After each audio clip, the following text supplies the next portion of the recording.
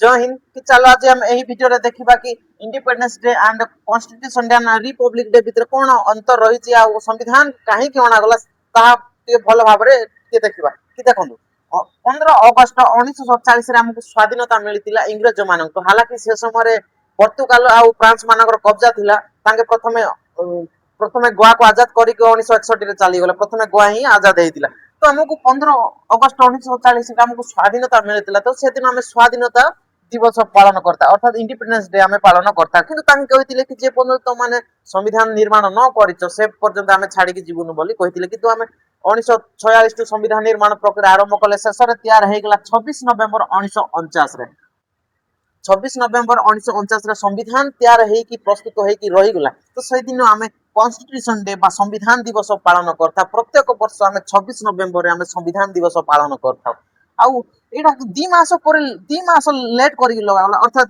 26 नवेम्बर 1949 तो संविधान तैयार हेगला किंतु ताको 2 मास लेट करी लगावला जोटा कि हमको 26 जनवरी 1950 रे लगाय दिया गला बुझाछि ना नै तो से दिन हमें रिपब्लिक डे अर्थात गणतंत्र दिवस पालन करता गणतंत्र अर्थात सेठाकर राष्ट्रपति कोनोसी वंशानुगत हेबेनि कि कोनोसी राजवंश हेबेनि राष्ट्रपति हो कि प्रधानमंत्री हो कि उपराष्ट्रपति रो भी इलेक्शन होइथा तो आम भारत राष्ट्रपति आ उपराष्ट्रपति प्रधानमंत्री रो भी इलेक्शन होइथा तांगे कोनोसी प्रकार वंशानुगत नुह कि कोनोसी राजवंश रो होई नथांती तो इंडिपेंडेंस डे आमे 1947 रे हमको स्वाधीनता मिलितिला बोली आमे इंडिपेंडेंस डे पालन करता आ 26 नवेम्बर रे आमे संविधान दिवस पालन करता जो दिन कि संविधान तैयार हे कि रही गला से दिन आमे संविधान दिवस पालन करता और रिपब्लिक डे जो दिन हमको संविधान आम ऊपर लगा गला संविधान आम ऊपर शासन करबा आरंभ गला से दिन आमे गणतंत्र दिवस बा रिपब्लिक डे आमे पालन करता कि एटा टोटल मैटर बुझंतु कि संविधान 26 नवेम्बर तो तैयार हे गला किंतु याको 3 मास लेट करी काहे कि लगाला तार टोटल मैटर बुझंतु कि से समय द्वितीय विश्व चलुला जर्मनी नॉन स्टॉप ब्रिटेन को नॉन स्टॉप ब्रिटेन को 15 दिन 15 रात पूरा बम पगे धुआं धुआं कर दिला जोति पय सेटर पूरा जनता भी पूरा हताश हो जाइतिले से समय कंजरवेटिव पार्टी रो प्रधानमंत्री थिले विस्टन चर्चिल आ तारो जो अपोजिट पार्टी जो थिला लेबर पार्टी रो क्लीमेट एटली तांके कहितिले कि हमर सरकार जदी आसीबो तबे भारत को हमें स्वतंत्रता देबो बोली तांके कहितिले तो जेमिति तांकर सरकार आसी गला तो भारत को स्वतंत्रता देबारे पक्षरे आसी गला तो हमकु तांके 15 अगस्त 1970 तांके स्वतंत्रता देले आ तांके कहिले कि जे पर्यंत तमाने संविधान न बनैछो से पर्यंत हमें छाड़ीबु नै आ तांके कोन कले ना हमर जेंति कैबिनेट मंत्री माने रहिचंती कि विदेश मंत्री रहिचंती जयशंकर सर आउ रक्षा क्षेत्र कैबिनेट मंत्री रहिचंती राजनाथ सिंह तो एमिति अलग अलग डिपार्टमेंट रे थाती सेमिति कैबिनेट मंत्री माने रहिता तो तांगे क्लीमेट एटले भी सही काम कले कि भारत को कैबिनेट मिशन द्वारा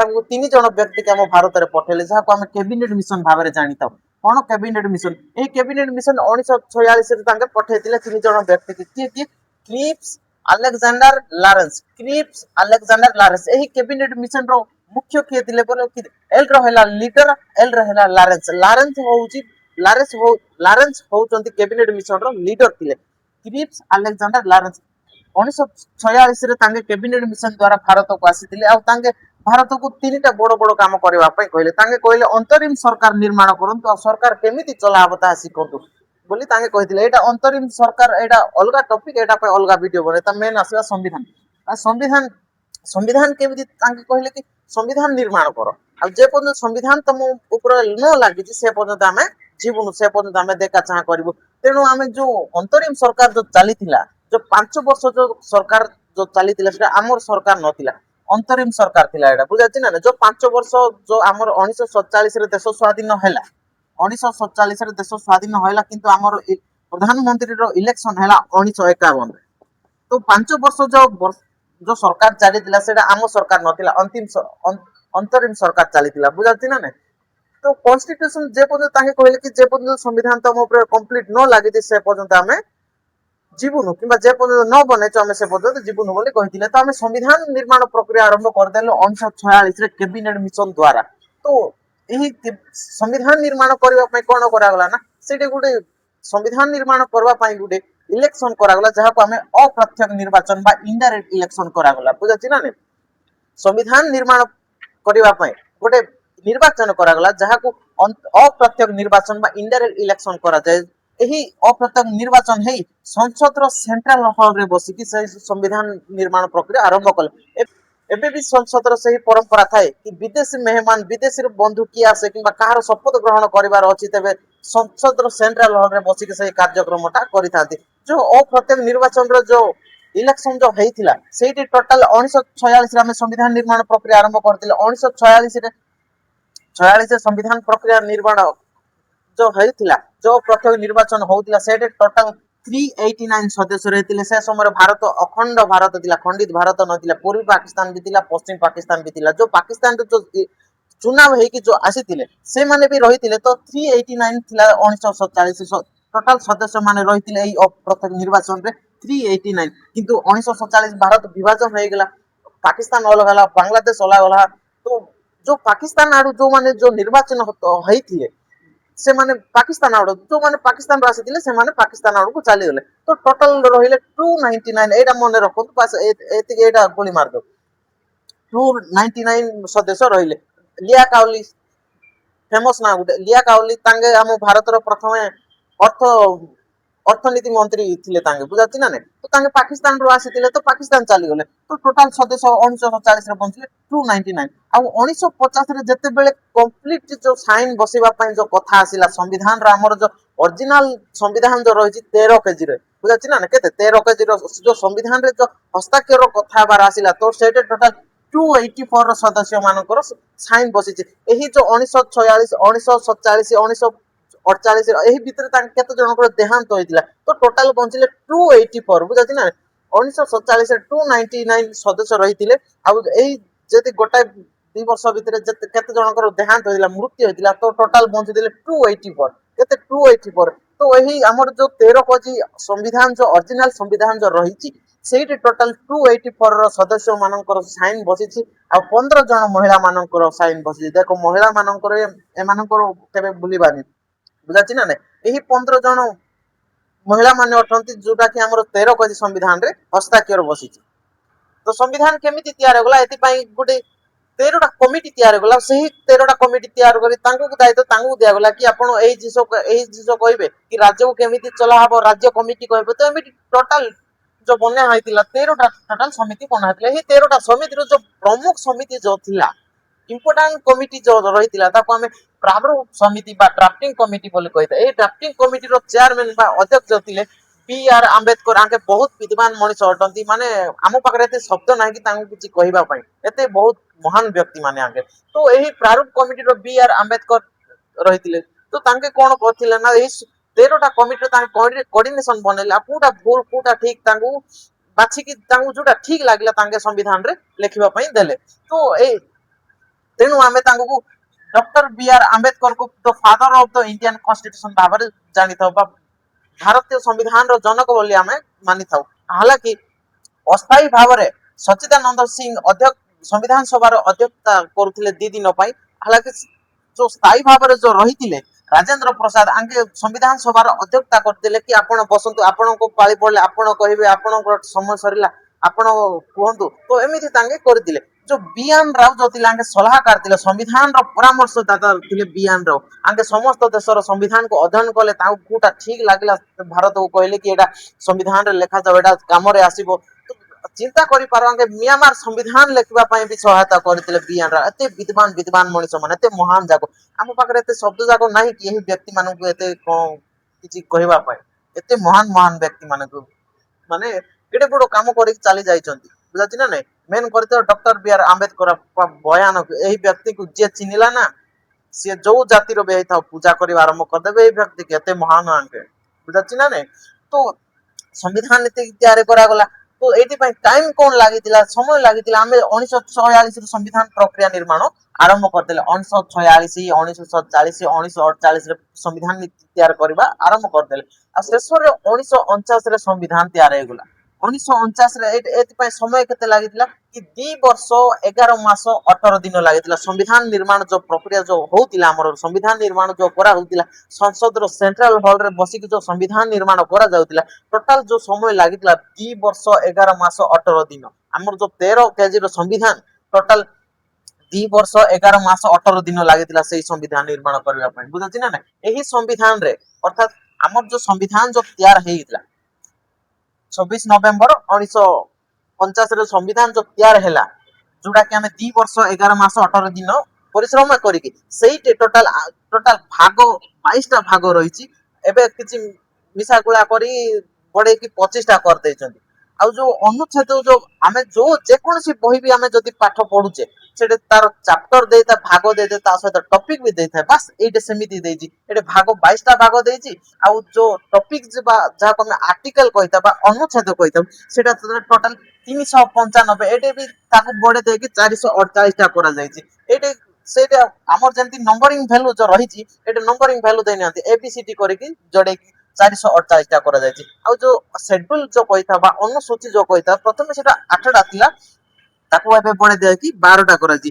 ଏତିକି ପରିଶ୍ରମ କଲା ପରେ, ଏତେ ପରିଶ୍ରମ କଲା ପରେ, ଏଇ ମହାନ ବ୍ୟକ୍ତି ମାନେ ଏତେ ପରିଶ୍ରମ କଲା ପରେ ଶେଷରେ 26 ନଭେମ୍ବର 1949 ରେ ତିଆରି ହେଇଗଲା ଦୁନିଆର ସବୁଠୁ ବଡ ଲିଖିତ ସମ୍ବିଧାନ। ଦୁନିଆର ସବୁଠୁ ବଡ ଗଣତନ୍ତ୍ର ରାଷ୍ଟ୍ର ହଉଛି ଏଇ ଆମ ଭାରତ। ବୁଝାଉଛି ନା ନାଇଁ? 26 ନଭେମ୍ବର 1949 ରେ କଣ ସମ୍ବିଧାନ ତିଆରି ହେଇଗଲା ଏତେ ପରିଶ୍ରମ କଲା ପରେ। କିନ୍ତୁ ଆମକୁ 2 ମାସ ପରେ ଲେଟ୍ କରିକି ଲଗାଗଲା। 2 ମାସ ଲେଟ୍ କରିକି ଲଗାଗଲା 26 ଜାନୁଆରୀ 1950 ରେ। ଅର୍ଥାତ 26 ନଭେମ୍ବର 1949 ସମ୍ବିଧାନ ତିଆରି ହେଇଗଲା, କନଷ୍ଟିଟ୍ୟୁସନ ତିଆରି ହେଇଗଲା, ତାକୁ 2 ମାସ ଲେଟ୍ କରି ରଖାଗଲା। ଅର୍ଥାତ 26 ଜାନୁଆରୀ 1950 ରେ ଆମ ଉପରେ ଶାସନ ଗଲା, ଅର୍ଥାତ ସମ୍ବିଧାନ ଆମ ଉପରକୁ ଶାସନ କରିବା ଆରମ୍ଭ କରିଦେଲା। ଗଣତନ୍ତ୍ର ସେଦିନ ଆମେ ଗଣତନ୍ତ୍ର ଦିବସ ବନେଇଥାଉ 26 ଜାନୁଆରୀ। ଗଣତନ୍ତ୍ର ଅର୍ଥାତ ଏଠି କୌଣସି ରାଷ୍ଟ୍ରପତିର କିମ୍ବା ଉପରାଷ୍ଟ୍ରପତି କିମ୍ବା ପ୍ରଧାନମନ୍ତ୍ରୀ କୌଣସି ବଂଶାନୁଗତ ହେବେନି କି ରାଷ୍ଟ୍ର ହେବେନି, ତାଙ୍କର ବି ଇଲେକ୍ସନ ହେଇଥାଏ। ଆମ ଭାରତ ବି ରାଷ୍ଟ୍ରପତି, ଉପରାଷ୍ଟ୍ରପତି, ପ୍ରଧାନମନ୍ତ୍ରୀର ବି ଇଲେକ୍ସନ ହୋଇଥାଏ, ହଁ ନା ନାଇଁ? ତ ବୁଝାଗଲା ସମ୍ବିଧାନ 2 ମାସ ଲେଟ୍ କରି କାହିଁକି ଲଗାଗଲା, ତାର ଟୋଟାଲ ଇତିହାସ ରହିଛି 1929 ମସିହାରେ। କି ଦେଖ, କଂଗ୍ରେସର ସବୁବେଳେ ଅଧିବେଶନ ହଉଥିଲା, ବର୍ଷର ଶେଷ ମିଟିଂ ଯୋଉ ହଉଥିଲା ତାକୁ ଅଧିବେଶନ ବୋଲି କୁହାଯାଉଥିଲା। ସେମିତି 1929 ମସିହା ବର୍ଷର ଶେଷ ମାସରେ ଗୋଟେ ଲାହୋର ଅଧିବେଶନ ହଉଥିଲା ରାବି ନଦୀ କୂଳ ପାଖରେ। ଏହି ଅଧିବେଶନରେ ଅର୍ଥାତ ଲାହୋର ଅଧିବେଶନରେ ଅଧ୍ୟକ୍ଷତା କରିଥିଲେ ଜବାହରଲାଲ ନେହେରୁ। ଅର୍ଥାତ ନେହେରୁଜୀ ସେ ସମୟରେ ଅଧ୍ୟକ୍ଷତା କରିଥିଲେ। ଆଉ ତାଙ୍କେ କହିଲେ କି ଏବେଠୁ ଆମେ ଇଂରେଜ ମାନଙ୍କ ଆଗରେ ମୁଣ୍ଡ ନଇବା ଦରକାର ନାହିଁ, ଇଂରେଜ ମାନଙ୍କ ଆଗରେ ଆମେ ଗୋଟାଏ ଇଞ୍ଚ ବି ଜମି ପାଇଁ ସମଝୋତା କରିବୁନୁ। ତାଙ୍କେ ଆମକୁ ଆଜାଦ ଦେବେ, ଆଉ ଏବେ ଭାରତୀୟ ମାନଙ୍କୁ ଜାଗିବାକୁ ପଡିବ, ଆମେ ସ୍ଵାଧୀନତା ଦିବସ ପାଳନ କରିବା। ଆଉ ତାଙ୍କେ କହିଲେ କି ଏବେ ତ ବର୍ଷର ଶେଷ ମାସ ଚାଲୁଛି, ଆମେ ରହିଯିବା 1930 ମସିହା ଆସିବ। ଏବେ ତ 1929 ଚାଲିଛି, 1930 ର ପ୍ରଥମ ମାସର ଶେଷ ସଣ୍ଡେ, ଲାଷ୍ଟ ସଣ୍ଡେ ଅଫ ଜାନୁଆରୀ 1930 ରେ, ଅର୍ଥାତ 1930 ର ପ୍ରଥମ ମାସର ଶେଷ ସଣ୍ଡେ ଦିନ ଆମେ ସ୍ଵାଧୀନତା ଦିବସ ପାଳନ କରିଦେବୁ। ଇଂରେଜ ମାନେ ଆମକୁ ସ୍ଵାଧୀନତା ଦିଅନ୍ତୁ କିମ୍ବା ନ ଦିଅନ୍ତୁ, ସେଦିନ ଆମେ ସ୍ଵାଧୀନତା ଦିବସ ପାଳନ କରିବୁ ବୋଲି କହିଲେ। ଆଉ ସେଦିନ 26 ଜାନୁଆରୀ 1930 ରେ ତାଙ୍କେ ତ୍ରିରଙ୍ଗା ଝଣ୍ଡା ଲହରାଇ ଦେଲେ, ଆଉ ସ୍ଵାଧୀନତା ଦିବସ ପାଳନ କରିବା ଆରମ୍ଭ କରିଦେଲେ। ଆଉ ତାଙ୍କେ କହିଲେ କି ଏହି ସ୍ଵାଧୀନତା ଦିବସ ପ୍ରତ୍ୟେକ ବର୍ଷ ପାଳିବା, ଅର୍ଥାତ 1930 ରେ 31, 32, 33 ଯେମିତି ଲଗାତାର ବନେଇବା ଆରମ୍ଭ କର, ଇଂରେଜ ମାନେ ଯେତେ ଜଳିବେ ଜଳନ୍ତୁ, ଆମେ ଜଳେଇବୁ ତାଙ୍କୁ। ତ ତାଙ୍କେ ସେମିତି କହିଲେ କିଏ, ନେହେରୁଜୀ। ତ ତାଙ୍କେ ପ୍ରତ୍ୟେକ ବର୍ଷ 26 ଜାନୁଆରୀ 1930 ରେ ପ୍ରଥମ ସ୍ଵାଧୀନତା ଦିବସ ପାଳନ କରାଗଲା। ଏମିତି କଣ୍ଟିନ୍ୟୁ ବନେଇଲେ ଯେମିତି ସମ୍ବିଧାନ ବି ତିଆରି ହେଇଗଲା। ଆମକୁ 15 ଅଗଷ୍ଟ 1947 ରେ ଆମକୁ ସ୍ଵାଧୀନତା ବି ମିଳିଗଲା। ସେହି ବର୍ଷରେ ବି ଆମେ 26 ଜାନୁଆରୀରେ ଆମେ ସ୍ଵାଧୀନତା ଦିବସ ପାଳନ କଲୁ। ଆଉ 15 ଅଗଷ୍ଟ 1940 ଦିନ ବି ଆମେ ସ୍ଵାଧୀନତା ଦିବସ ପାଳନ କଲୁ। ଆଉ ଏମିତି ଲଗାତାର ବନେଇବା ଆରମ୍ଭ କରିଦେଲେ। ଯେତେବେଳେ 26 ଜାନୁଆରୀ 1949 ରେ ସମ୍ବିଧାନ ଯୋଉ ତିଆରି ହେଇକି ରହିଗଲା, ସେଦିନ ବି ଆମେ ସ୍ଵାଧୀନତା ଦିବସ ପାଳନ କଲୁ। 26 ଜାନୁଆରୀ 1949 ରେ ବି ଆମେ ସ୍ଵାଧୀନତା ଦିବସ ପାଳନ କରିଥିଲୁ। ଏମିତି ଲଗାତାର ବନେଇବା ଆରମ୍ଭ କଲେ। 26 ଜାନୁଆରୀ 1949 ରେ ବି ବନେଇଲେ। ଆଉ କିନ୍ତୁ 26 ନଭେମ୍ବର 1949 ରେ ସମ୍ବିଧାନ ତିଆରି ହେଇକି ରହିଗଲା, ହେଇଗଲା ବାବା। ସମ୍ବିଧାନ କହୁଛି ତମେ ହଉଛ ସମ୍ବିଧାନ ଅଧୀନ, ସମ୍ବିଧାନ ତମ ଅଧୀନ ନୁହେଁ। ତ ବବାଲ ହେଇଗଲା ଭାଇ, କଣ କରାଯିବ ଏଇଟା? କିଛି ମାନେ ଆମେ ଯୋଉ ଏଇଟା ଯୋଉ ଏତେ ବର୍ଷ 20 ବର୍ଷ ଧରିକି ଯୋଉ ଆମେ ସ୍ଵାଧୀନତା ଦିବସ ପାଳନ କରାଯାଇଛି, ଇତିହାସ ଜଡିକି ରହିଛି, ଆମେ ଯଦି ଏହାକୁ ହଟେଇ ଦେବା ଗୋଟାଏ ଝଟକା, ତ କୌଣସି ମହତ୍ଵ ରହିବନି ଭାଇ। ଇତିହାସ ଜଡିକି ଅଛି ଏଠି, ହଁ ନା ନାଇଁ? ଆରେ ଭାଇ, 1930 ମସିହାର କିଏ ଯଦି ସ୍ଵାଧୀନତା ଦିବସ ପାଳନ କରିଯାଇଛି, କେତେ ନା କେତେ ଇତିହାସ ସେଟା ଲୁଚିକି ରହିଛି, ସେଟା ଯୋଡିକି ହେଇକି। ଆମେ ଯଦି ଏହାକୁ ହଟେଇ ଦେବା, ସମ୍ବିଧାନ ସେଦିନ ଯଦି ଲଗେଇଦେବା, 26 ନଭେମ୍ବରରେ ସମ୍ବିଧାନ ଲଗା ହେଇଛି, ତ ଆମେ ସେଇଟା ଲଗେଇଦେବା, ତେବେ ଏ ତ ପୁରା କୌଣସି ମହତ୍ଵ ରହିବ ନା। ଏତେ ଏତେ ଏତେ ତାର ଇତିହାସ ଜଡିକି ଅଛି। 26 ନଭେମ୍ବର 1930 ରୁ ସ୍ଵାଧୀନତା ଦିବସ ପାଳନ କରିକି ଆସିଛନ୍ତି, 26 ଜାନୁଆରୀ ପର୍ଯ୍ୟନ୍ତ ପାଳନ କରୁଛନ୍ତି, ଇତିହାସ ଜଡିକି ଅଛି। तांके कोन भाबिले कि एबे तो 26 नवेम्बर 1949 रे तो संविधान तैयार हेछि आमे रही जिबा 2 मास अर्थात 1950 कि देखो आमे जते बेले झियो को आमे विवाह कर देउचे कामु दुख लागे किंतु से दिन होय आमे जदी को पई जदी बहु आनिबा तो दुख एते जणा पड़िबोनी तो एटा सेमिति कोले हम भारत रे ये होची झियो अर्थात आमे या जो संविधान जो पालन सॉरी स्वाधीनता दिवस जो पालन सेटा होची आमे झियो या को आमे अठेबा को चाहू अर्थात जीवा पई चाहू किंतु सही दिन हमको दुख लागुची ना कि ये अछि ये 20 वर्ष धरि के अछि भाई चली जीवो दुख लागिवो तो इहा को बंचेबा पई एही स्वाधीनता दिवस बंचेबा पई इहा बदल आउ किए तो आसीबार अछि ना नहीं तो एमिति कोले कि 2 मास रहि जो एटे जो 26 जनवरी 1949 रे सॉरी 26 जनवरी जो स्वाधीनता दिवस जो पालन करा जाउतिला 2 मास रहि जो आमे 26 नवेम्बर 1949 रे संविधान लगेबानी ताकू 2 मास लेट करके आमे 26 जनवरी 1950 रे लगे देबा लो जो 26 जनवरी रे जो स्वाधीनता दिवस पालन करा जाउतिला ताकू हटेई दे 26 ताकू हटेई दे संविधान लगा गला आ से दिन तो 26 जनवरी रे पालन करा गला गणतंत्र दिवस अर्थात रिपब्लिक आ गणतंत्र कहूची एटे कोन सी राष्ट्रपति वंशानुगत हेबेनी कि कोन सी राजवंशर तांकर विलक्षण हबो बोली तांके कहले कि बुझा बोलानी कि देखो 26 जनवरी 1950 1949 रे संविधान तैयार हो गला आमे जदी से दिन ही जदी लगेई थांते तबे आमे जो 26 जनवरी रे जो स्वाधीनता दिवस पालन करूतिले सेटा माने तार इतिहास जोड़ी रही थाउची सेटे जदी आमे ताकू हटे देबा तो कोन सी महत्व रहबोनी भाई इतिहास जोड़ी कोची तो ताकू बंचेबा पई 26 नवेम्बर रे न लगई कि ताकू 2 मास रही गले आ 26 जनवरी रे 26 जनवरी 1950 आसिले 26 जनवरी आसीबो तो से दिन आमे संविधान लगाई देबा अर्थात स्वाधीन भी माने स्वाधीनता दिवस आ गणतंत्र दिवस किछि जणा पड़िबो ना से दिन गणतंत्र दिवस हो से दिन भी पताका उत्तोलन हो समस्त शिक्षा अनुष्ठान हो जे कोन से ऑफिस मागरे समस्त जगह रे गणतंत्र दिवस पालन करा गला आ एही गणतंत्र दिवस पालन होला 26 जनवरी 1950 रो आम ऊपर लागू होला संविधान आम ऊपर लागू होला से दिन हम गणतंत्र दिवस पालन करता से दिन 26 जनवरी राजपथ रे परेड होइता तीन मुख्य उपस्थित होइता आर्मी जति रहा मिलिट्री आर्मी समस्ते निजर परेड करता निज निजर अस्त्र देखा गला बारूद तो मिसाइल विभिन्न प्रकार देखा दुश्मन मान को देखा कि देख दुश्मन आम कौन बनई डरी जनरल मारिक धुआं करदेव भयानक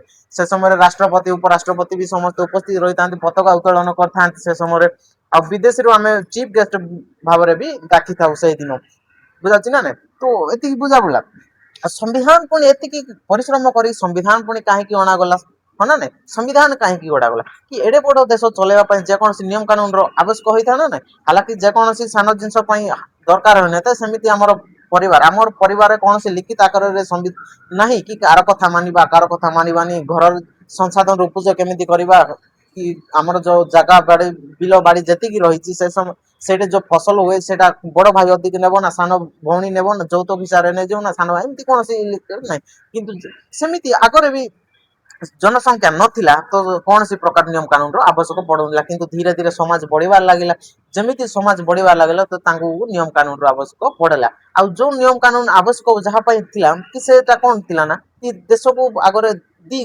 जाति रे बंटा जातिला जो जाति रो नियम अलगा थिला जो जाति रो नियम अलगा थिला एही जाति रो नियम एटे थपि देबा आ एही जाति रो नियम एटे थपि अर्थात दीटा जाति रो नियम जदि हम एकाठी करबे एहा निहाती आवश्यक कि दी जनकर दी जनकर कोन नियम कानून समान हेतिबा दरकार जदि समान होबो ना तो ठसल होबो ना यार जदि हम एटे तपि देबा यार हम एटे तपि देबा दी जनकर कानून ही अलग अलग रही छी तो हम जदि मिसी के रखिबा एहा निहाती आवश्यक कि दी जनकर नियम कानून कोन हेतिबा देखो समान हेतिबा दरकार तो कोन करा गला तो एहा को दीटा को सब मानिबा पय अना गला संविधान सम अर्थात बराबर विधान होची नियम कानून जेमति कोदिनी विधिर विधान सम अर्थात बराबर विधान होची नियम कानून संविधान अणागला जहाँकि समस्त बराबर नियम कानून है कि रही गला संविधान क्या कह जाए कि समस्त जिते बड़े बराबर नियम कानून आसे तेबे आमे संविधान कही समस्त बराबर नियम कानून को आमे संविधान बोली कही था तो बुझा पड़ा संविधान कहीं अणागला आ संविधान पुणी कौन कि समस्त बराबर नियम कानून को आमे संविधान कहते संविधान पाखे एत पावर रही